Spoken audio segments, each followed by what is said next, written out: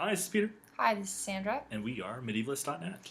and today we're talking about the second episode of World Without End. um, better episode, but still I'm not feeling this show.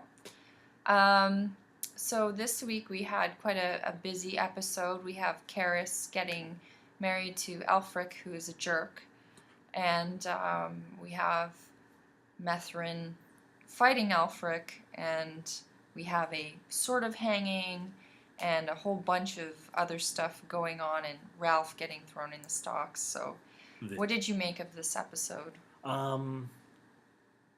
Besides the final scene, which I thought was this bridge collapse scene, which was quite interesting and quite an exciting scene.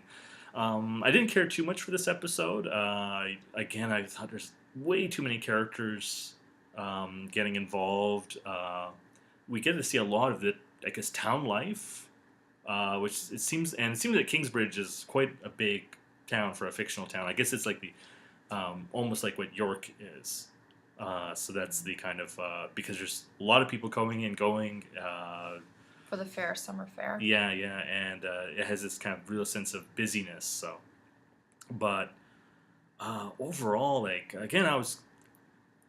found it oddly just too confusing with all the kind of characters that are coming around, and we don't know still who's a main character and who's not. There's a few these brothers I can see are the main characters of the show.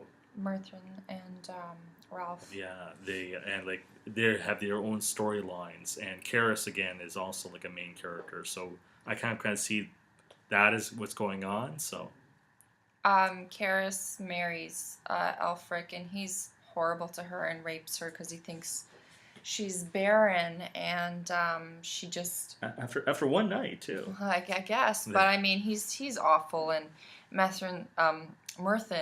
I keep wanting to call him Merthin. Mm-hmm. The names don't help. I find them very, anyways. At least they're not all called William. Right. Yeah. Merthin is obviously in love with her, and after he kicks the crap out of Elfric, and rightly so, I actually enjoyed that scene because he defended her, and he asks Caris to run away with him, and she's like, yeah, I could love you, but let's just hold off on that thought. Yeah. I was like, I didn't understand that at all. He obviously, I don't know. I don't know what happened there, but he lost his apprenticeship. He has to leave town. She has feelings for him. He has feelings for her. He just kicked the crap out of her husband. Her husband discarded her, and she's like, nah, you know what? I'll stay in town. Anyways. What did you think of all, there was 4 scenes of sexual assault, basically. This I'm gonna say I find it over the top, and this is funny coming from someone who's a huge Game of Thrones fan, because Game of Thrones is pretty violent. Mm-hmm. I just find the violence, the sex scenes in that show, for the most part, are consensual. Let's not talk about the Khal Drogo stuff, whatever, that's fine. But, yeah. I mean, in comparison, this, there's just something left a really bad taste in my mouth. The father raping Gwenda, selling her for a cow. Which is totally ridiculous, by the way. I don't know. I don't know about that. No. What do you mean, no? People are free to marry. You can't sell a cow. Not in 14th century England. So. Whatever. He was quoting the Bible. And anyways, we don't know that, right? For fact. So, but the point is, it wasn't even the cow thing. I just found, the scenes with the groping the Maddie Wise when she was being tried for witchcraft.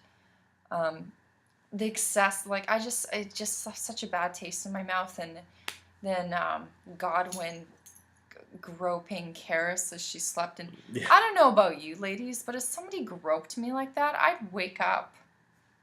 Just saying. She had a hard day, I suppose. Anyways, I was kind of anyways, whatever.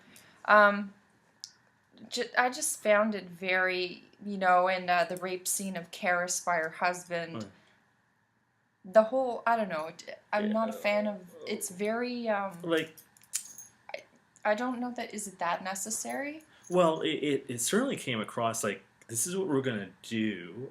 We have to kind of show how terrible it is for women, I suppose. So we're gonna, and they just kind of throw all these scenes out there, Well, which they're in a is, book.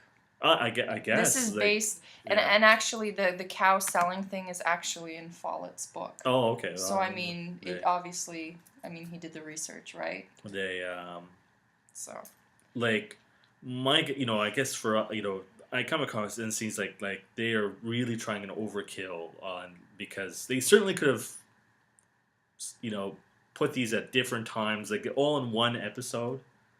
Seems just excessive. And I don't know. It just kind of made me, ugh. I wasn't the a fan. The interesting scene at the end with the bridge collapsing, I thought that was a little, um, it was chaotic. I couldn't really watch it. yeah. Well, I thought like I was as a good kind of stuff like there was that whole kind of like, well, that bridge is starting to go right. You can When she asked Merthin to widen the bridge. Yeah, like right. he's saying, well, it's not going to last like another year, and you can there's foreshadowing, which is It was good. very obvious foreshadowing. It was like hit you in the brick, like a brick in the face foreshadowing. And like so, by the end of the episode, something's gonna happen to the bridge. So everyone's on it. Womp womp womp. And at least it gets rid of a whole bunch of characters. So Not really. I did love as Cynthia Nixon's accent is still absolutely atrocious, but I am coming to actually, she's a nasty little thing. And she does something really unpleasant in this episode at the end. Which, I thought was horrible but kind of good. Because I sort of thought the guy she did it to deserved his fate. She's got that. She's at like that. She's very evil sinister. She's sinister, evil character. She's a bad person. And it's just funny how she's like, help! Oh, yeah. My poor brother is dead. She's very climbing the church corporate ladder for her son, Godwyn. Who I find a despicable character. I can't stand Godwyn, which is probably the point of I suppose his character is that he's detestable and it's working really well. Well, he's such a weak character, like in terms of he's just. His mummy has to do everything for him. So, and he's like looking on in shock. I like her character, like in that sense. I was like, wow, she's really brutal, and she's willing to go to whatever length she has to go to secure his job. I wouldn't want her on a PTA board. Just put it that way. Sorry, but I enjoyed that, and it was a better episode for me than the first one. But I just found some issues with the violence and stuff. The assault type stuff. I am not really a fan of. And that guy chasing her, but you're my wife. I bought you for a cow. It was almost comic. I wanted that Benny Hill music to start going in the background. And he's chasing her in the forest with his knife. Well, now she's a widow, so good for her. So now she can marry her father. No, I'm kidding. But we'll see for the third episode. I wonder the way everything ended with this hanging gone wrong. If Maddie survived it, because it looks like she's dead, but these things are always, the person looks dead, and then if she's a witch, she survived. Well, whatever. Or has that third nipple that they were groping for 5 minutes. Anyways, it was okay. If I had to give it, out of 10 stars, I'd say it was a 6.5. I'll go like really in the middle, 5 out of 10. I thought like a lot of the scenes were just a little hokey, and but I did I did like the kind of just town life kind of scenes, so that was kind of cute. Man, they have a lot of I did like Merthin. A lot of extras. Standing up to Elfric and kicking the crap out of him. He deserved it.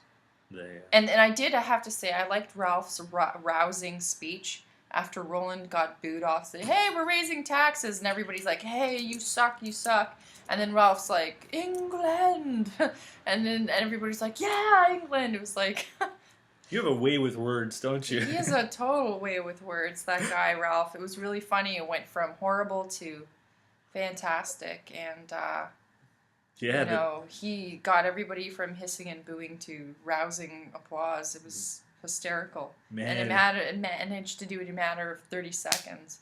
That guy could, I don't know. He could be a good king, or a good earl or whatever, which is I think what he wants to be. So yeah, it's kind of. But yeah. Well, anyways, so we had a lot of that. Busy episode. Yes, but we'll be back for another episode because next week, hoping to go from 6.5 to an 8 or a 9. Okay. I'm just hoping we don't go down to 2 or 3. No. I'm thinking it will get better with time.